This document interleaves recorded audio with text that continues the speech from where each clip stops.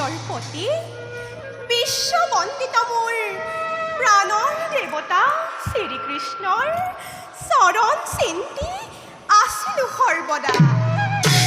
সেয়েহে শিশুপাল জৰাসন্ধৰ দৰে ৰাজেন্দ্ৰ মণ্ডলীক কৰি পৰিহাৰ, জ্যেষ্ঠ ভাতৃৰূপ কবিৰকো বিৰুদ্ধাচাৰণ কৰি প্ৰাণৰ দেৱতা মোৰ যদুনাথক স্বামী ৰূপে কৰিলো বৰণ স্বয়ম্বৰৰ মাজে। আজি মহাসুখে মহা আনন্দে বাস কৰিছোঁ এই দ্বাৰকা নগৰীত। সঁচাকৈ সঁচাকৈ ধন্য মোৰ সাৰ্থক জীৱন। প্ৰিয়ে, নাথ, অভাগীৰ সেৱা কৰিব নহয়। উঠা প্ৰিয়ে।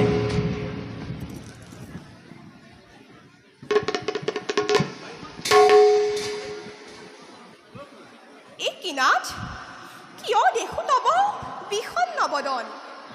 কওক স্বামী, কি চিন্তাই বিহ্বল কৰি তুলিছে আপোনাক? প্ৰিয়ে, নাথ, ভক্তৰ দুৰ্দশা দেখি মই বৰ অস্থিৰ হৈ পৰিছোঁ প্ৰিয়ে। নাথ, প্ৰিয়ে, খুলি দিয়ক ৰহস্যৰ দুৱাৰ, ভাঙি পাতি কওক সবিশেষ। কোন কোন সেই মহাভক্ত যাৰ বাবে হাহাকাৰ কৰিছে আজি জনাৰ্দনৰ অন্তৰ? প্ৰিয়ে, নাথ, সুদামা নামে আছে এক দৰিদ্ৰ ব্ৰাহ্মণ, দৰিদ্ৰ ব্ৰাহ্মণ, মহাভক্ত বাল্যবন্ধু। বাল্যবন্ধু প্ৰিয়ে, শান্তিপনি মুনিৰ গৃহত লাভ কৰিছিল বিদ্যা শিক্ষা জ্ঞান। প্ৰিয়ে, শান্তিপনি গুৰুৰ গৃহত একেলগে লভিছিলোঁ দুয়োৱে বিদ্যা শিক্ষা জ্ঞান। কিন্তু প্ৰিয়ে, মায়াময় সংসাৰৰ শৃংখলত আজি এনেদৰে শৃংখলিত বাস কৰে প্ৰিয়ে ভগা প্ৰজা।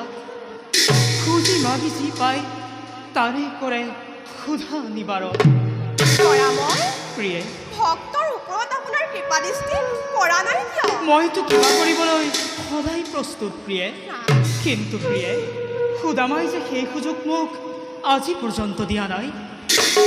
মই বুজা নাই স্বামী। শুনা প্ৰিয়ে, নাথ, সুদামা নহয় কোনো সাধাৰণ মানৱ, পৰম ব্ৰহ্মজ্ঞানী জিতেন্দ্ৰিয়। তেওঁ জানে ভালদৰে তেওঁ দৰিদ্ৰতা এয়া তেওঁৰ কৰ্মৰ ফল। যদি সুদামাই এবাৰ হ'লেও মোক তেওঁৰ দুখ নিবাৰণ কৰিবলৈ কয়, তুৰন্তে কৰিম মই তেওঁৰ দুখ নিবাৰণ প্ৰিয়ে। নাথ, এটা কথা মই এতিয়াও বুজা নাই। কি প্ৰিয়ে? আপোনাৰ পৰম মিত্ৰ হৈও ইমান দিনে আপোনাৰ সাক্ষাতৰ বাবে তেওঁ অহা নাই কিয়?